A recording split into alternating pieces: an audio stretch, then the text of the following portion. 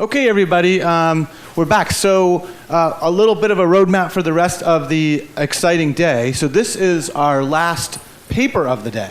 And then following this, we are going to have demos of actual robots. It's a great thing about being on a campus like University of Washington is the fact that we have some excellent roboticists across campus from computer science, from electrical engineering, among others. And so they have been extremely generous in moving some seriously big and complicated machines over here to the law school to do demonstrations. So after this panel, we are going to, oh, and I should say, Howard Chiswick on our program committee wrangled these robots. He's our robot wrangler, so thank you very much for doing that as well. And so after this, we're going to have a little bit of a break time, and then we'll hang out with the robots, and then we have a reception. And then we have our keynote. So we have a very exciting slate for you still, but this is the last paper of the day. I have to say I'm extremely excited about this paper. It represents so many of the things that we value here at WeRobot.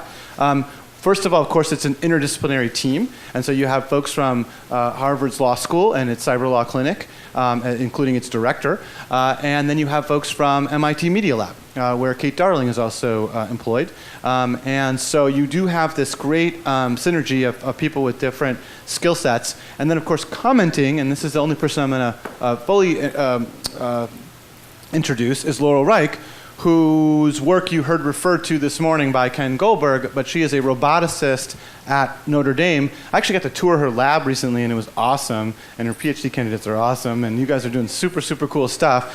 But she's a roboticist. She's big in the human-robot interaction context as well as several others, and I'm really delighted that she's able to be here because she's also very sophisticated about policy and ethics, and she's been working with ethicists and with lawyers and others to develop frameworks. So we just have a truly interesting interdisciplinary approach.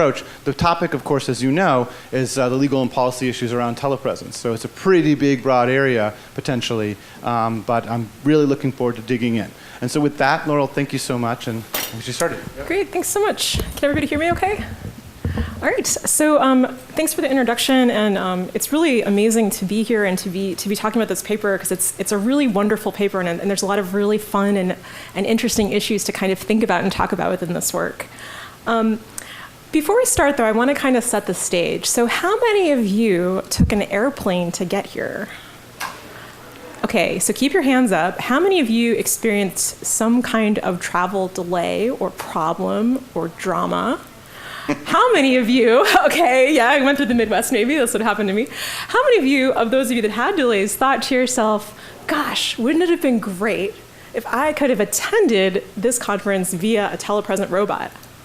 Okay, yay, all right. Not just me. Excellent. So this is the place where this paper starts. So the authors, two of the authors, actually created the People's Bot, which was a telepresent robot, which they deployed at numerous conferences and meetings. And they enabled people to access places that they couldn't physically be. And they talk about this within the context of robots for the greater good. So imagine you are unable to travel not just because of a flight cancellation, but because you have physical disabilities, or because you live in a country that does not let you travel to the countries that you want to go to. There could be a lot of reasons why you can't physically go somewhere that you want to go. And telepresent robotics provides you this opportunity to be somewhere else, right? To be in another place. So we're going to get back to this topic a bit, but what I'd like to do first is I want to lay down some terminology from the robotics space, which I think is going to be useful to help us to inform this discussion. So it turns out the word tele actually comes from the Greek, and it means distant. And it's meant to imply that there's a barrier between the user and the environment. And actually, Niemeyer et al. State that this barrier is at least somewhat overcome by remotely operating a robot in the remote environment. So what we talk about in robotics is there's an umbrella term to describe this space called telerobotics. And typically what we have are two sites and thus sort of two major groups of people.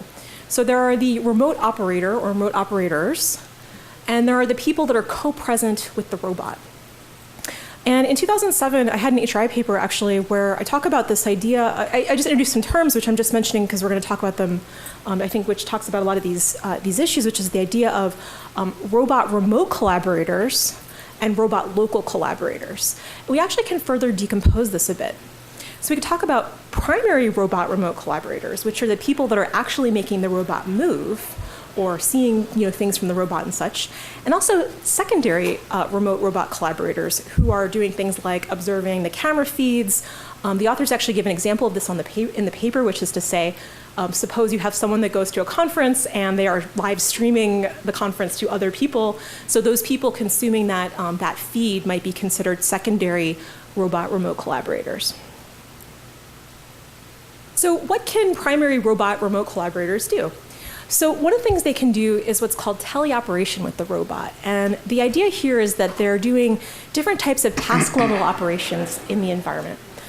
So for example, they're performing platform mobility, meaning they're actually moving the platform somewhere. They might be adjusting the sensors and things like that. And this is kind of how when we think about telepresent robotic systems, we often think of teleoperation as part of that. They can also perform telemanipulation, which refers to using the robot to manipulate objects in the environment. So for example, picking up a cup, turning knobs, this sort of thing. We also talk a little bit about mobile manipulators as well, which if you see the PR2 later, that's an example of a mobile manipulator robot. And finally, robot remote collaborators can perform telesensing, which refers to receiving sensory information about the environment. Now, typically, when you think of a commercial telepresent robot system, you're probably thinking of a video camera, right? But it turns out that multiple payloads are available for robots. So you can have not only video data, but also depth data, thermal imaging, audio data, tactile data, olfactory data, all kinds of stuff. And we'll talk about this in a bit, but right now, we just see RGB, but in the future, we very might likely see other types of sensors as well. So what's telepresence? So telepresence is this idea of giving a robot remote collaborator enough feedback, sensory information, and social information to feel present elsewhere, to feel present in a remote location. So we don't just care about those robot remote collaborators, but we also care about robot local collaborators, as their experience is also going to be very relevant to the system overall. And there's actually two really great papers which look at some of these ideas of social norms within workspace settings for both robot local collaborators as well as robot remote collaborators.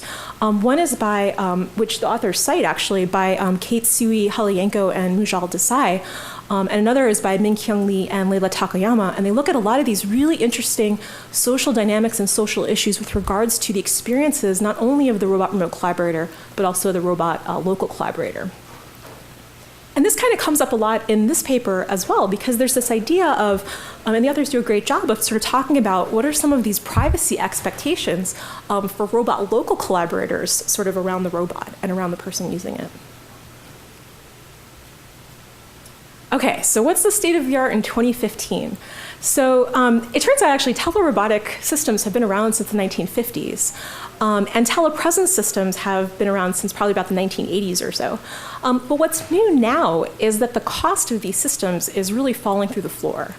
And so that is opening up a whole new world of possibilities to people, to developers, to hobbyists, to researchers there's really just been an explosion in this space, which has been really exciting. But right now, in 2015, if you were to go to the store and buy a telepresent robotic system, what you're basically getting is sort of a video conference screen on wheels. So a robot remote collaborator can teleoperate this robot to move it around the room. They can change the height, they can move the camera. They also, if it has an LCD screen, they can use it to convey their face as well as their voice. They also can telesense the environment, again, mostly using just sort of an RGB video camera. Typically, they cannot telemanipulate, with the exception of maybe surgical robots. The PR2 and robots like that haven't quite made their way into the commercial space, though they will. But right now, on April 9th, April 10th, if you go to get a telepresent robot, you're probably not going to be able to get a consumer-grade telemanipulator. Okay, so what about the future? I want to talk a little bit about that because I think that's really, really informative for some of the issues that the authors raise in their paper. So platforms in the future are likely going to support telemanipulation because just like the cost of platforms have fallen through the floor, the cost of manipulators is also decreasing. And that's just not the physical costs of building the thing, but also the control costs and the computational costs are a lot less than they used to be. And consequently, we're going to start to see more products introduced into the consumer space that will support telemanipulation. They're also going to support robots in the future, telepresent robots in the future, are going to support novel sensor payloads, which are going to support advanced perceptual capabilities. For example, there was recently a paper, I think, out of MIT actually about seeing through walls, right? The ability to see through walls. I mean, that was, I think, just using Wi-Fi, right? So that's not science fiction, right? That's actually something doable. You can also do things like reading thermal activity levels. You can pick up remote sounds, very subtle remote sounds. There are people looking at remote olfactory sensing. So in some sense, the robot remote collaborator may one day be kind of superhuman, right, and have enhanced perception beyond just a video camera. And this is very interesting in terms of negotiation, which the authors talk a little bit about. So maybe a negotiator could kind of have a leg up in some of these remote negotiations. Platforms in the future are also going to have advanced forms of haptic feedback. There's a number of people looking at haptics in the space. That's a really rich area of robotics research. So we're also going to see a lot of new forms of haptic communication where basically the robot remote collaborator can suddenly have a whole lot of sensory information conveyed to them in really new and novel ways. The other thing I want to mention is that a lot of the telepresent robotic systems you see today are terrestrial. And we talk a lot about drones. We don't really talk about drones from a telepresence perspective, but that is something that's very possible. And furthermore, one of the things we're going to start seeing in the drone space are actually aerial manipulators. This is a really rich area of robotics research, which is really emerging right now. And that's something that we very much could also be seeing. And that's very interesting, right? So now not only do you had this robot that couldn't climb the stairs of your house to sort of steal your precious family heirlooms in your jewelry box, but now it can fly up the stairs and reach in and grab it and then fly out the window and drop it off, right? So these kinds of issues can come up. The other thing we're going to start to see, in addition to this, is different morphologies of robots. There's a lot of people looking at telepresent robot platforms that don't just look like an LCD screen on wheels. So for example, Hiroshi Ishiguro is working on the Telenoid, which is sort of this sort of weird, shaped object that has a cell phone inside that sort of you can hug it and it gets warm and this kind of thing. So there's different sorts of morphologies that are starting to come out as well, also starting to come into the commercial space that we're going to start to see in the future. The other thing to keep in mind that I think is worth mentioning is that we've also seen a lot of advances in autonomy, and supervisory control is not a new concept, or shared control, where the idea here is that a robot remote collaborator can give a high-level command to the robot. So rather than giving every single low-level command, it can say, "Go to those doors over there," right? And then the robot can actually get itself over to there without hitting obstacles and so on. So this kind of supervisory control, as we progress in our sensing and planning and navigation abilities in robotics, is another thing we're going to start to see within this space. So these are just some technological considerations to kind of keep in mind as we discuss this paper. So given what telepresent robots are currently able to do, and what they might be able to do in the not too distant future, there are a lot of really interesting legal and ethical concerns to think about. And bringing this back to this great concept that the authors mention is robots for good, right? Robots for the greater good, which I really laud them for, as I think that's a fantastic concept to be embracing. And the authors, they really phrase some of these questions well, which they say, maximizing utility of telepresence robots for good cannot come at the expense of honoring social norms and applicable laws and regulations. And they really do a great job of conveying this tension, right, of that we really want to use these robots for all these great purposes, but we have to really sort of step back and think about what are some of these implications, right? How are these things actually going to work in the world? And what I really like is they kind of go through the paper with this idea of these vignettes. And they use these vignettes to introduce these different types of concepts, which I'll tell you a few of in a minute. And at the end of their paper, they also introduce a toolkit, which actually in it has a really great taxonomy of different legal issues that are faced by this technology, as well as a roadmap for navigating it. No pun intended. Okay, come on, no laughs. I worked hard on that one. All right, thank you. All right. Okay, so the authors framed this paper within the context of telepresence robotic use in workplaces, schools, and public/quasi-public like conference settings. That said, many of the ideas in this paper are applicable and pertinent to robots in domestic settings, healthcare settings, and other sorts of quasi-private settings as well, which I think are very interesting to consider because we're starting to see a lot of robots entering those kinds of spaces, and that can raise additional legal and ethical questions as well. So what I'd like to do now is I want to walk through a couple of these vignettes and sort of give a couple of my own comments, and then I'm going to sort of let the authors have a chance to talk a bit as well. Okay, so first vignette is the workplace. So I'm going to just directly read you the vignette here. Andy is a manager at a media company who has to often travel across the country for work. He uses a telepresence robot in the office on days when he is out of the office to attend meetings and otherwise communicate with coworkers. Occasionally, Andy's bot engages in sensitive or private conversations with coworkers about their business or personal lives. Andy is also called upon to approve business deals and sometimes to finalize and sign contracts at meetings while using his bot.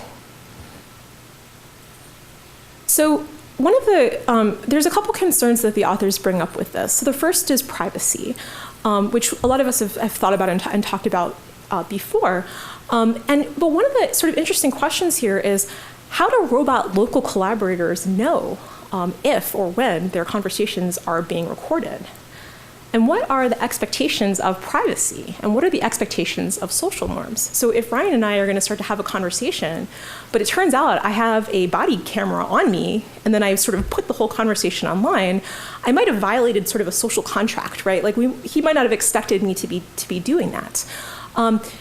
However, if I was talking to Ryan via a telepresent robot, he might know there's a video stream going, but he doesn't really know what's happening with that, right? Or if I'm keeping a record of that. Now, if we have a Skype call, maybe he might also assume sort of that I wouldn't be recording this. But these are the sorts of issues that the authors bring up that I think are kind of interesting. Second thing is, how do we know if Andy is using extrasensory information to muck with a business deal?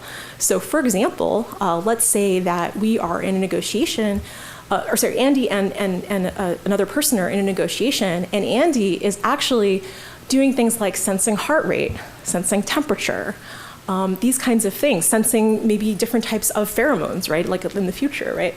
I mean, it sounds crazy, but this could happen. I mean, you can indeed very easily with a very low-cost camera sense heart rates. That's definitely something you can do, which was done at MIT actually in Ross Bacard's group. This is something you can do right now. So you could potentially, very much violate sort of some of the social norms that are inherent in negotiation within this space as well. So this is kind of interesting that we sort of need to think a little bit about. Also, you could have a robot eavesdropping on or a human via a robot eavesdropping on conversations, again, because now you suddenly have additional ability to sense the environment in ways that you couldn't before.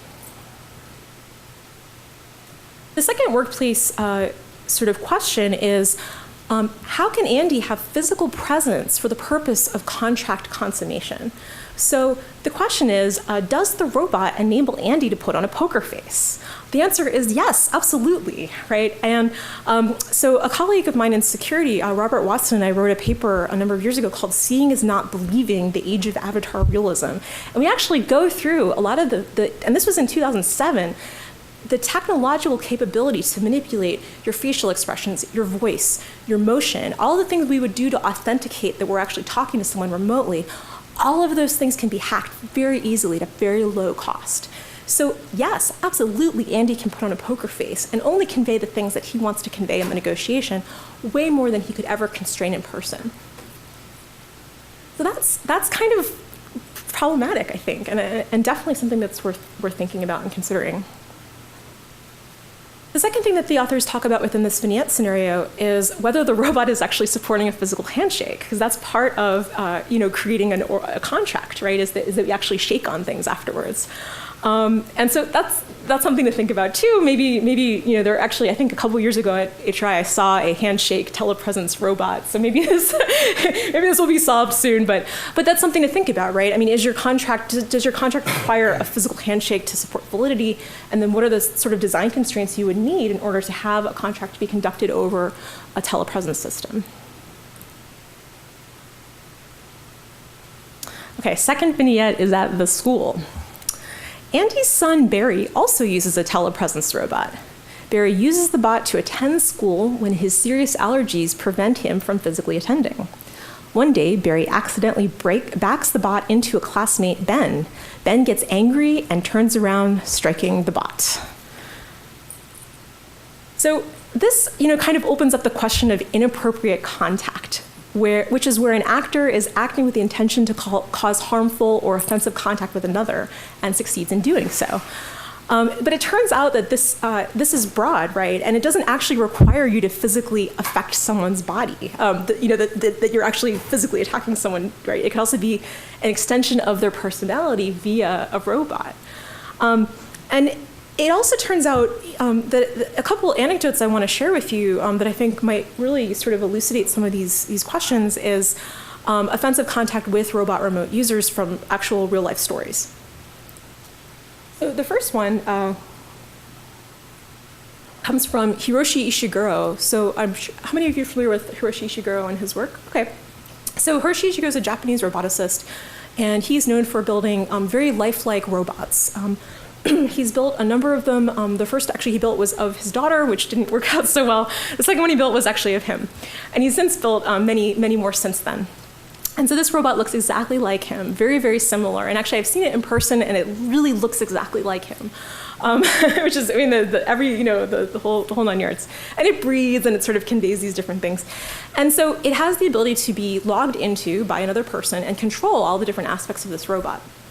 So because Hiroshi works at Osaka University and also ATR, which are an hour apart, he would actually place the robot at Osaka University to communicate with his students. And he did this because it saved him time in the commute.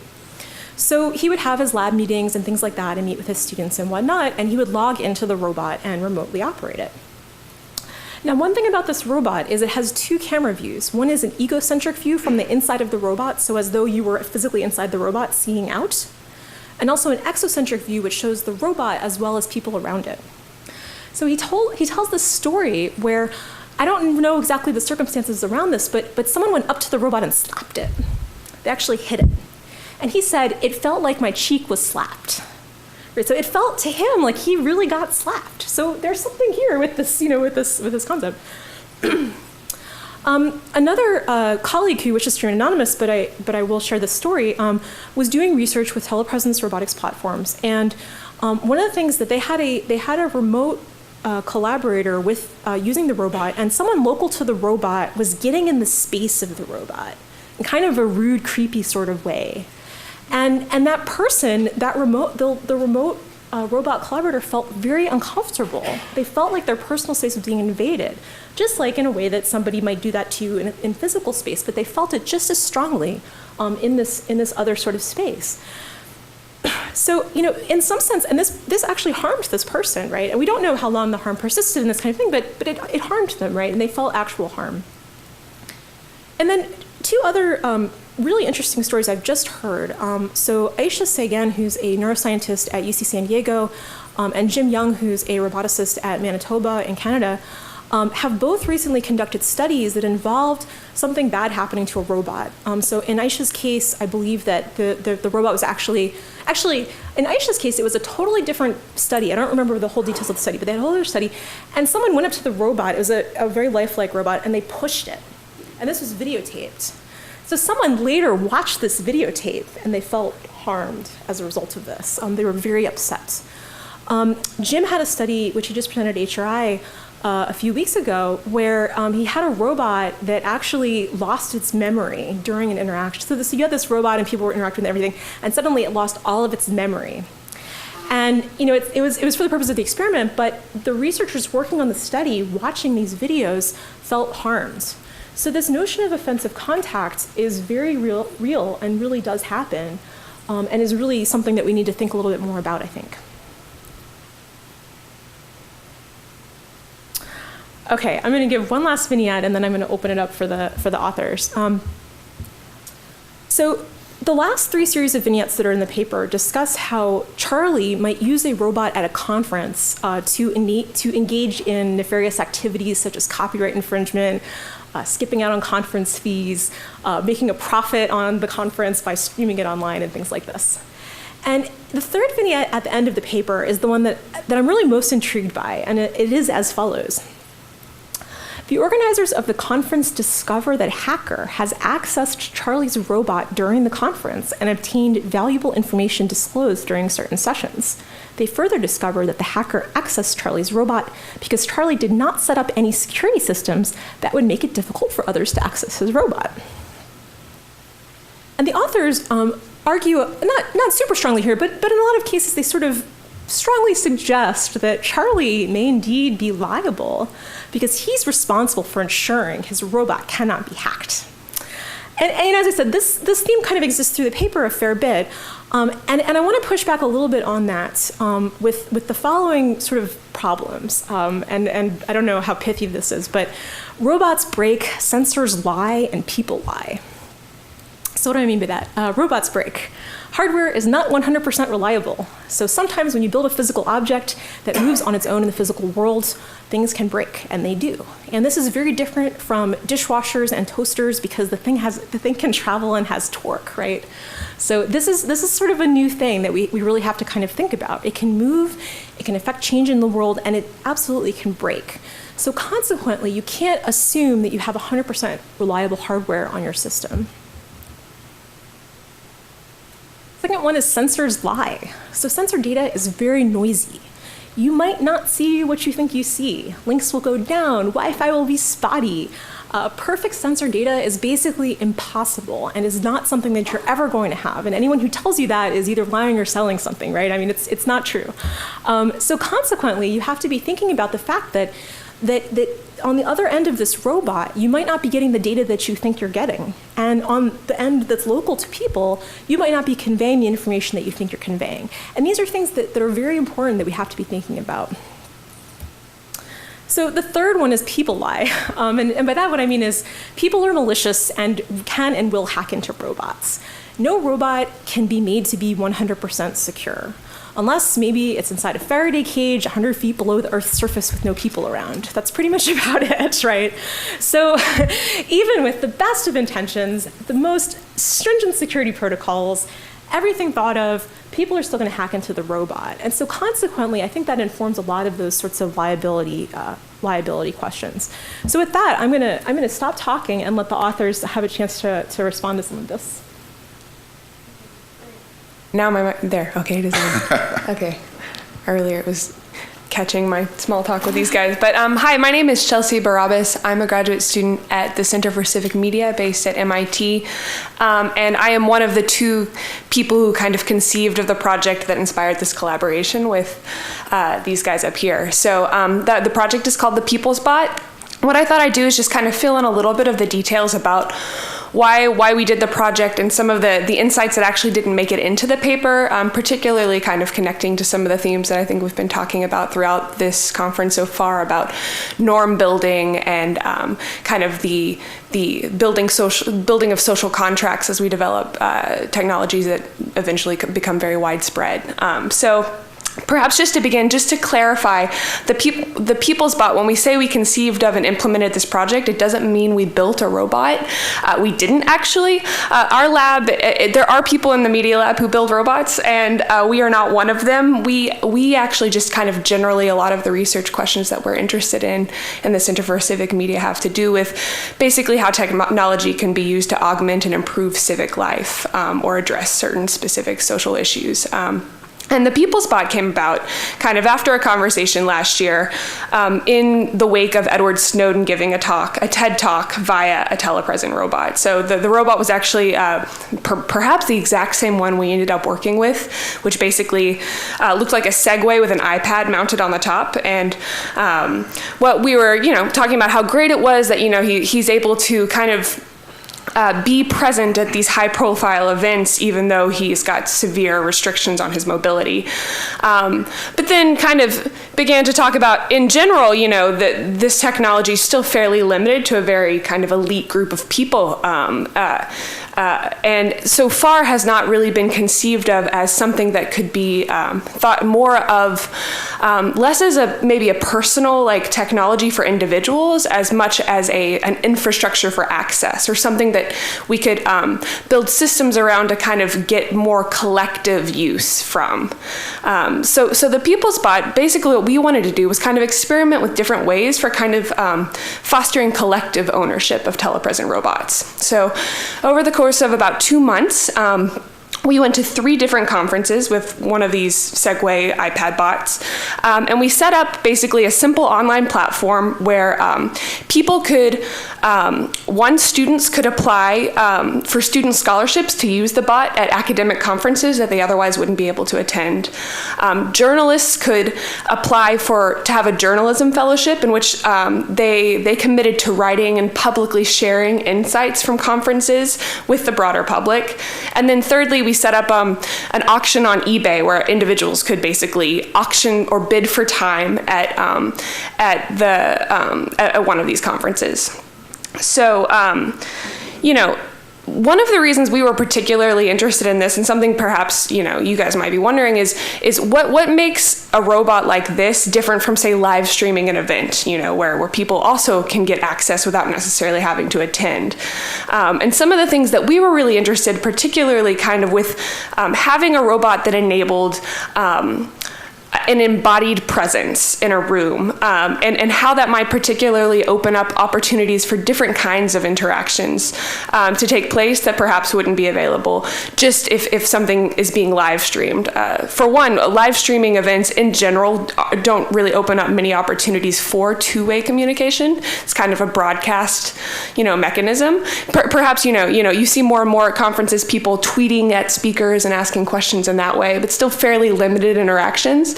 And then in particular, we were really interested in seeing how much value add we could give to those in-between moments at conferences, in between the speakers. A conference like this, I think the most value add you really get is really those conversations in between panels at lunch and things like that, where you're really making individual connections with people that you hope to kind of build relationships with over time. So we were really curious to see how we could use our bot to basically facilitate those kinds of interactions that tend to be very limited to people if you're just using kind of a streaming technology and something like that. I just want to share with you some of the interesting things that came about from trying to facilitate those types of interactions. First off, so we had 8 different people that we were able to have attend events via the bot.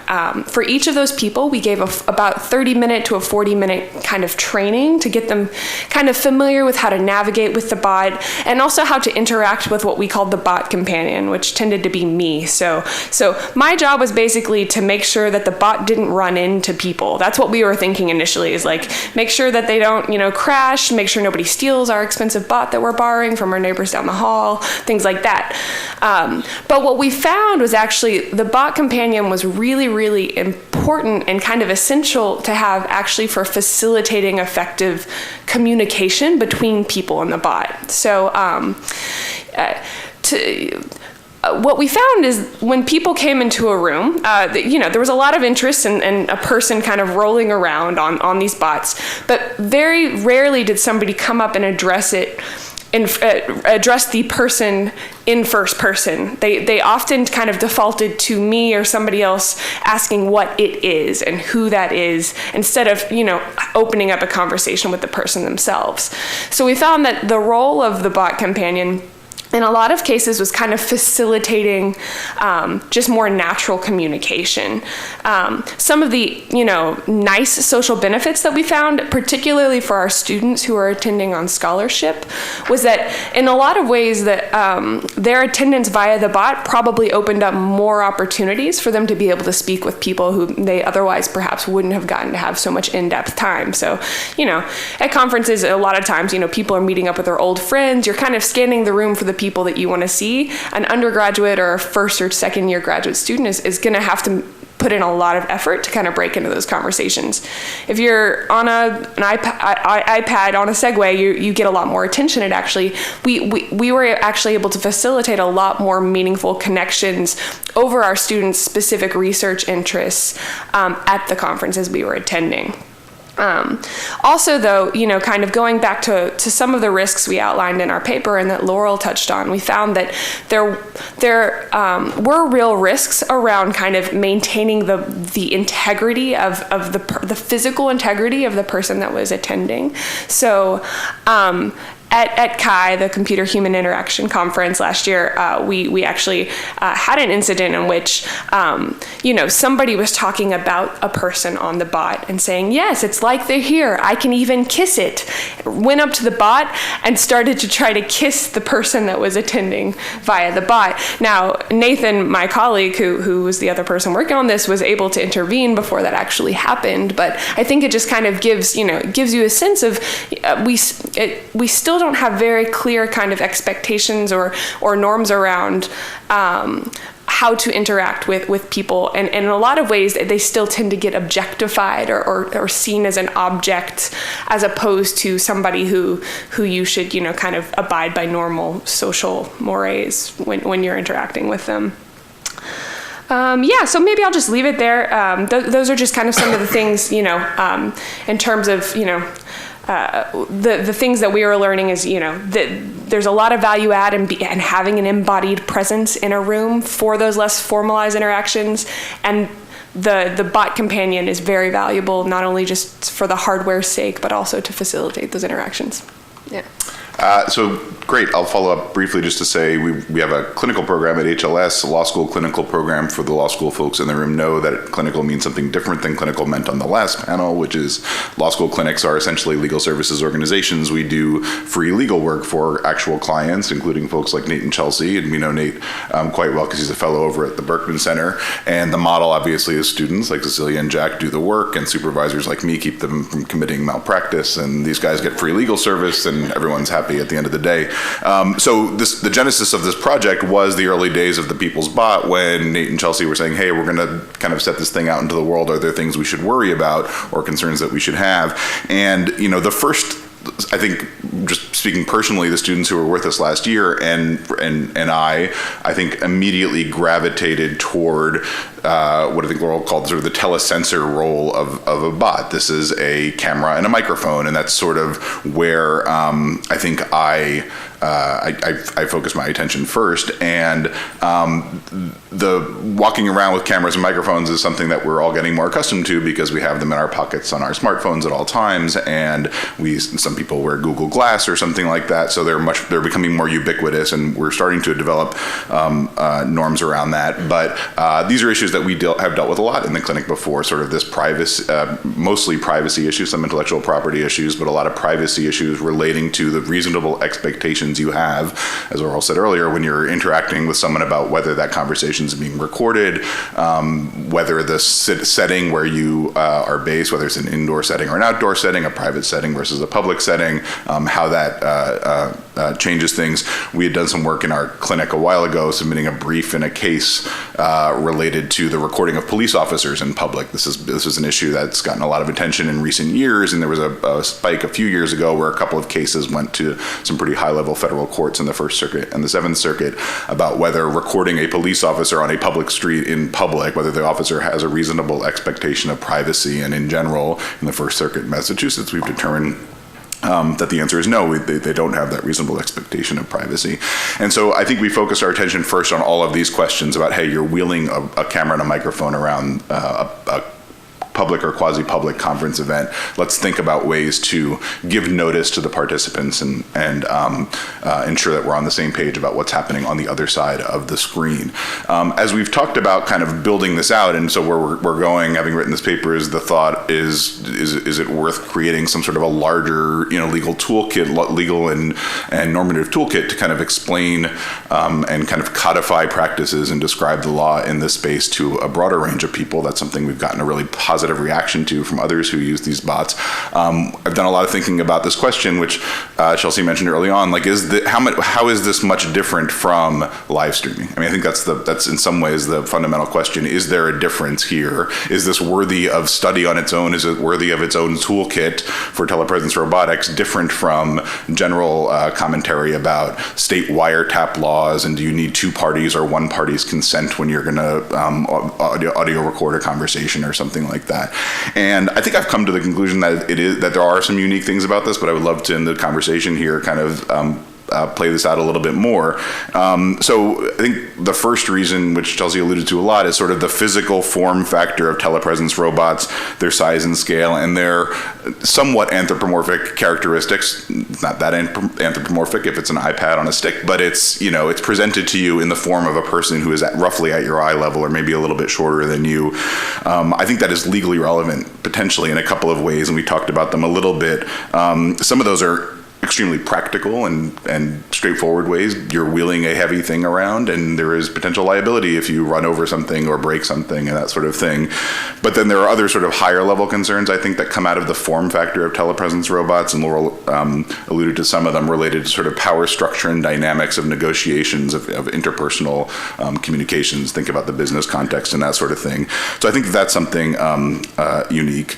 The second thing that I think is really interesting about the way that Nate and Chelsea kind of implemented the People's Bot is to conceive of it in a way as sort of part of this larger kind of sharing economy in a way. So in some ways, you can analogize the People's Bot to Zipcar or something like that, right? Not everybody needs to own a car. If you drive lots and lots of miles multiple times a day, you need to own your own car. But if not, you might well get by being able to tap into the services of a service like Zipcar occasionally and get everything you need out of transportation.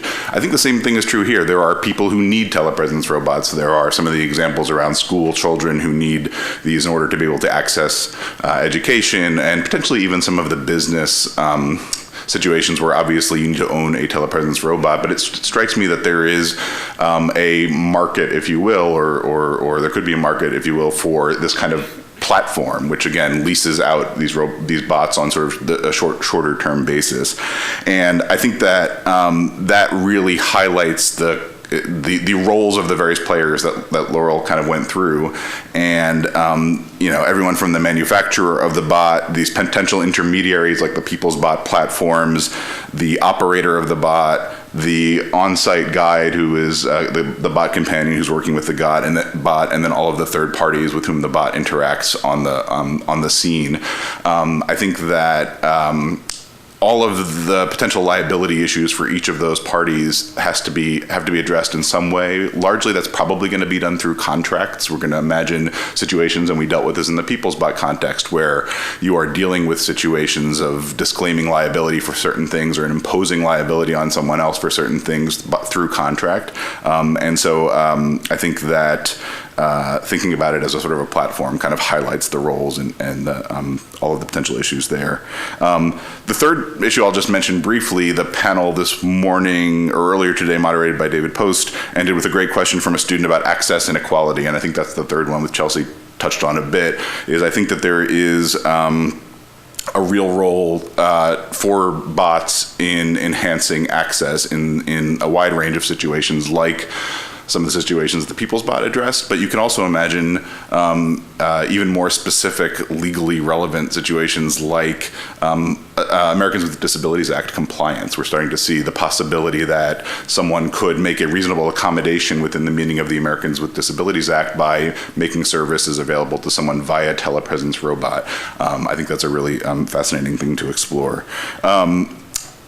I think maybe I'll leave it there, and I'll ask Cecillia and Jack to just talk briefly about a couple of the kind of specific legal issues that they addressed. And then I guess I'll just say that in terms of conversation questions, would love to talk about anything, but would particularly like to hear a little bit about whether, going back to the question from the panel earlier, sort of norm setting, is codifying norms in some way in the form of a legal guide or a best practices toolkit or something like that? Is that a useful exercise? Is that a viable way to kind of,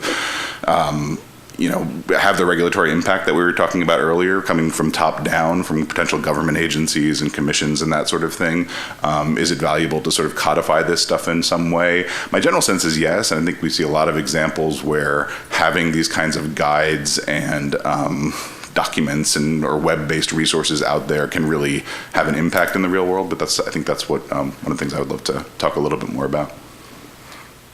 Yeah. So in thinking about how a telepresence robot was really kind of the same and different from being physically present versus a live stream, we kind of divided the legal issues into 3 different worlds. So first is the physical world. That's things that could happen to you as a person. Things like hitting someone else hitting you, theft, property, things like that.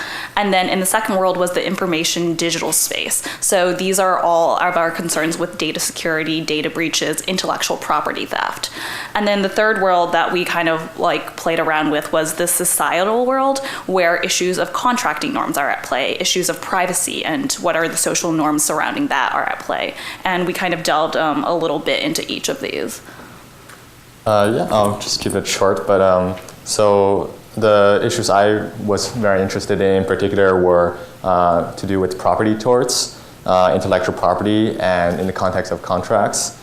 With property torts, we thought it was very interesting that telepresence brings this unique element that it could potentially really amplify the harm associated with damage to the property of the robot. Partly has to do with the price tag of the robot, depending on how sophisticated it is. But also, just imagining a scenario where you're intentionally turning someone else's laptop off. We don't usually traditionally think about that as too much of a property harm. But if you were to turn somebody else's telepresence robot off and they were controlling it remotely, you're dispossessing them of that property. They can't use it for a very substantial amount of time. And it could result in a lot of financial loss, or even if they have a lot of attachment to the robot, emotional harm possibly. With intellectual property and data security, we saw them as quite parallel issues. With telepresence robots, there's a greater capacity of being able to record information, record materials, and it's different from actually being there yourself as a person because you have this added capacity, and so you have to be careful about what you do with that information. And when it comes to contracts, contracting, one part is having to do with telepresence robots giving you extra abilities at the negotiation table, as was mentioned, but also the enforceability of potentially oral contracts. A lot of things like nonverbal gestures, your facial expressions, certain words might be missed during the recording process. So the question becomes like, how enforceable are these contracts that's made via telepresence? And also having the added capacity of being very easily able to record those negotiations could give incentives for people to want to actually use that to enforce these oral contracts. But at the same time, we have to be very aware of their limitations. Yeah, and I think Laurel did a great job of just going over the, the legal issues that we pointed out. The one thing I want to point out, though, is that a lot of the times in the law, they don't really care if something's not actually feasible. The law is totally aware that, things can be hacked. Everything can be, you can hack into any system. Nothing is perfect. But yet, at the same time, we see in things like products liability that the law just imposes these standards and these standards of care upon actors in this field. And I think that especially when it comes to data security, nowadays with all the banks that are getting hacked, with Target who got hacked, there's just been a lot more concern about this, and it's really seeming that legislators are starting to impose more liabilities on the actors in this field. So in California, there's a state law that now imposes obligations on companies who reasonably think that they have been hacked, and they have all these notice obligations now. And I think this is really the trend of where information is going to go. And in anyone working, especially in the telepresence robotic space, it's something to be aware of, that even if your system is not perfect, can never be perfect, there are increasing costs of not making sure and not doing your due diligence in getting to that standard of care. Can we open it up? Yeah? Yeah. Please, yeah. Any questions? All right, so step up if you want to ask any questions. We're going to go a couple minutes over, and then I have some logistical announcements before we get to the demo, but let's get people involved. While people are thinking about getting up there, I have this mic doesn't even work? Is it working? Now it's working. Okay. Thank you. So a couple quick observations, and I would love to get your reaction. I struggle with the exact same thing, and so does my lab, around like what is different enough to warrant an analysis. Because you could do augmented reality. There's all this stuff you could do, and it's like, so what? But I think that I think it's very wise of you, of us, to zero in on what's different. Two things that I want to get you to comment on. Number one is there a sense in which when something's done to a robot, it's lesser for purposes of liability, and a sense in which when things are done with robots, it's more? And so, for instance, when you knock over a telepresence robot, courts are not going to say it's assault. And if it is assault or battery, right, they're not going to give you the damages, right? Because remember, with every tort element, you got to have damages. And so you're not going to have the same damages that you would. Maybe with an assault, they'd be more similar. But I want to read to you something from a news item from recently about a proposal for a bill in Washington State about drones. The Senate Law and Judiciary Committee held a hearing Tuesday morning on Senator Pam Roach's proposal to add the allegation of nefarious drone enterprise to Washington criminal law, which she said would get ahead of emerging technology and so forth. The idea is if you do stuff one way, you get one penalty. If you do it with a drone, you get an enhanced penalty. You see what I mean? And that in a sense, it dovetails with our intuitions about conspiracy, why are conspiracies worse, because it's worse of two people, and so forth. Let's get you a sense of which, in your investigations, have you seen robots are less, robots are more in that way? It's a great question. In some ways, it dovetails with Laurel's concern about the fact that the technology is imperfect. And so I think you're exactly right that there is a sense that if I do something with a robot, it might be worse than if I did it in real life, because I am hiding away in the shadows somewhere and controlling this being and not personally there to take responsibility for my actions. But in addition to that, you have this sense that the Wi-Fi goes down, the bot connection isn't perfect, the bot's going to run over someone's toe or is going to do something that's going to be outside of my control. So I don't know if I have a great...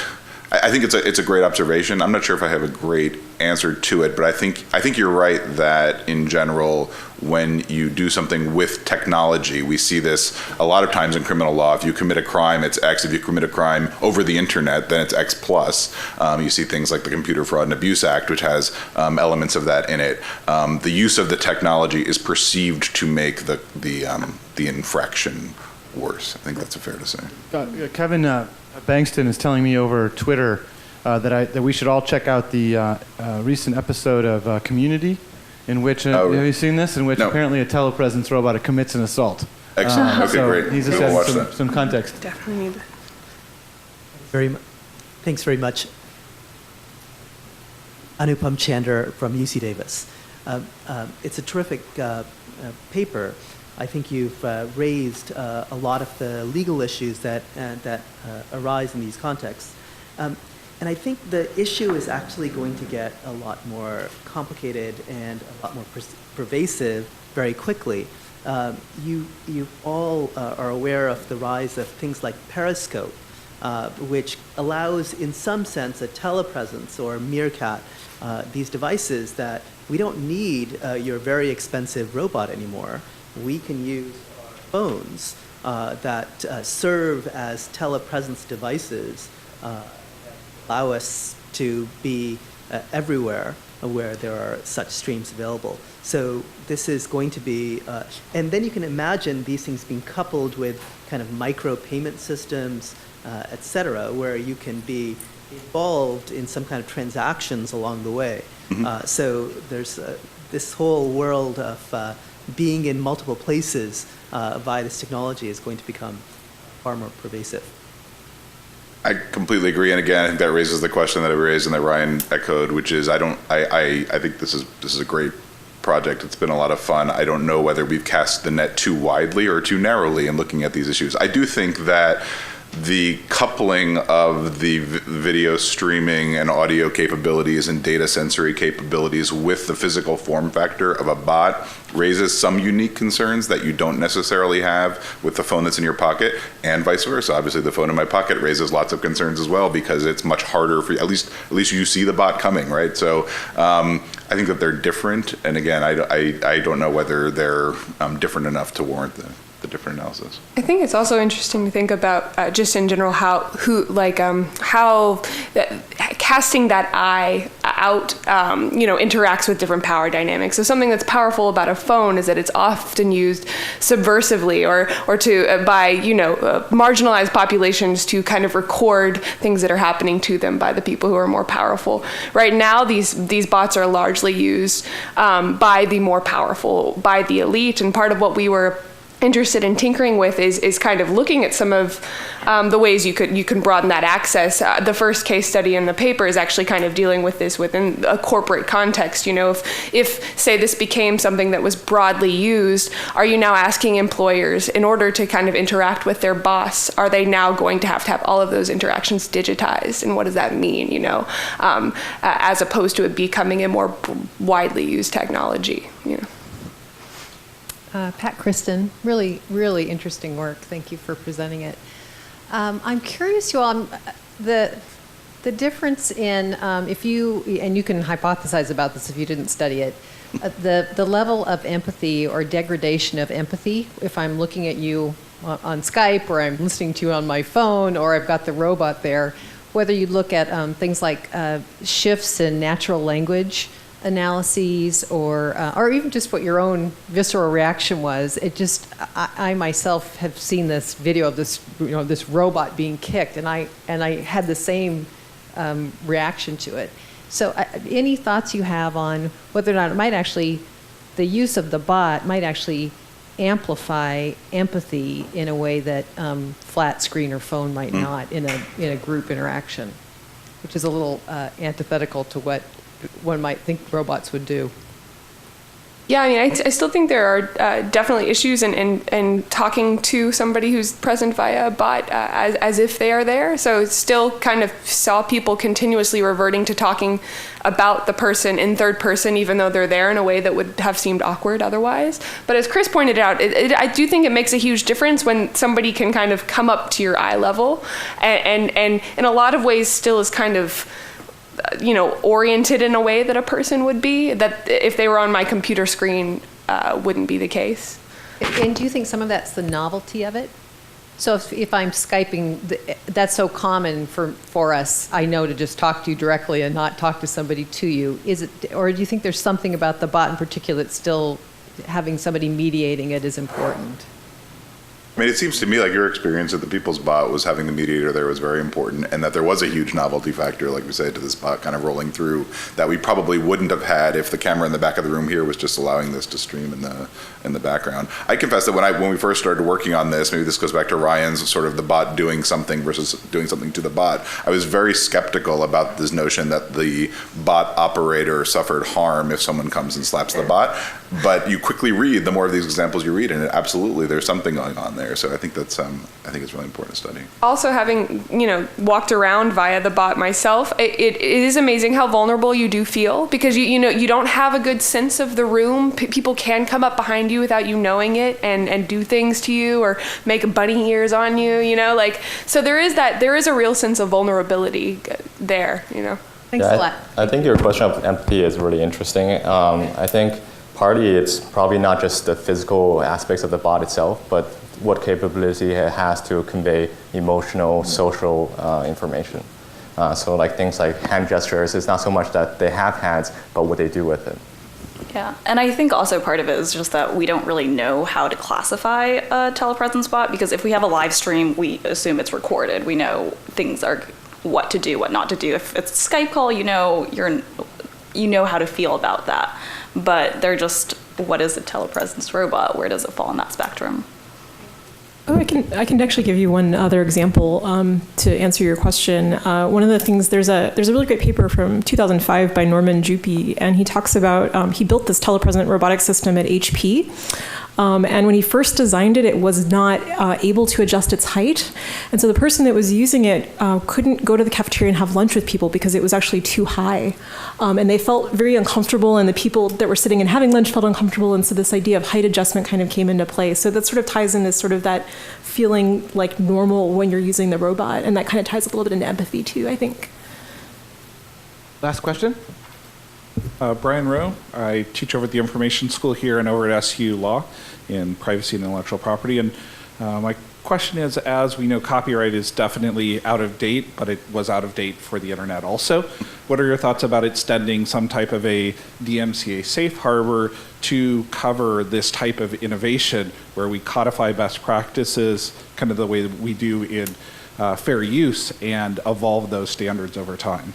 Yeah, the fair use example is one that I've thought about a lot in the context of this question of like, is this project relevant? For those who don't know, they're at American University, they developed this fairly robust series of documents that codify best practices in fair use. So if you're a documentary filmmaker and you make fair use determinations consistent with the best practices, that actually has real world impact. Your insurer will insure your film if you promise them that you made your fair use determinations with that guide in the background. I love the idea of, so I don't know if it would be a matter of a DMCA safe harbor. I think there's maybe two separate possibilities. One would be to codify best practices, which you'd have to gather through polls and research and study and consultation with ethicists and roboticists and everybody else. Codify best practices and have it set up such that if you follow those best practices, then again, maybe insurance covers liability or something like that. So this would be sort of a private ordering solution. The second idea would be some sort of a legal safe harbor.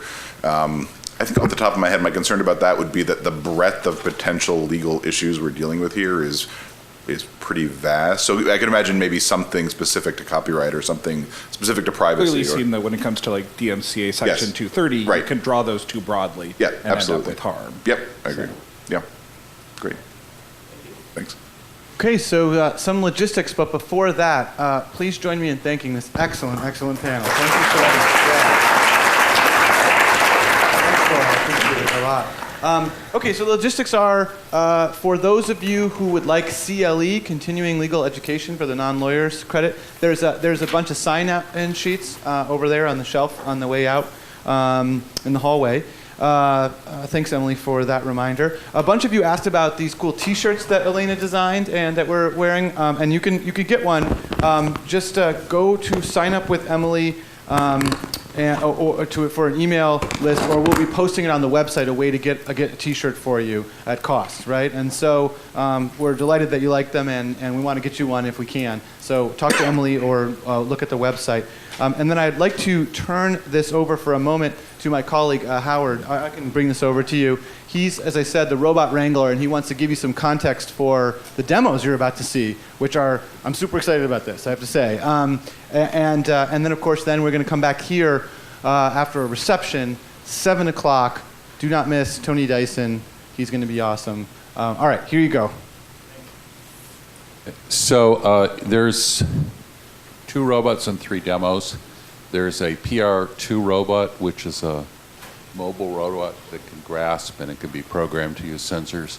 And Maya Kekmak from the Computer Science and Engineering Department here, she and her students will have a demo going. And then Bill Smart from Oregon State, his students will have a demo going. And these things are heavy and hard to move, so we've managed to save fuel and keep the world greener by having 2 groups use 1 robot. The second robot is a teleoperated robot with haptic feedback. Some of you that were in Miami last year, we did a transcontinental operation of a surgical robot here. This time it's a robot which is actually used underwater to make connectors and hook things up and avoid things like deep water horizon problems. So you'll have the opportunity to watch and perhaps participate in having a sense of touch and having the robot guide you to connect and unconnect connectors. And just as a piece of context, the connectors cost about $30,000 for real. The time to operate the ship and the ROV, the remote operating vehicle, to run these things is about $1 a second. So if you break a connector, they have to pull it all the way up to the surface and put a new one on and down on it. So you can see there's a real cost savings if you can avoid breakage, and for that reason, we've actually have a spin-off company. So the individual who's going to be doing the demo is an undergraduate student who's an intern at the company. Thanks. So don't mess it up because you're going to break it. Okay, yeah, so please go enjoy. They're in the hallway, and then we're going to have a reception, and thank you. This has been an incredibly exciting day. Thanks a lot.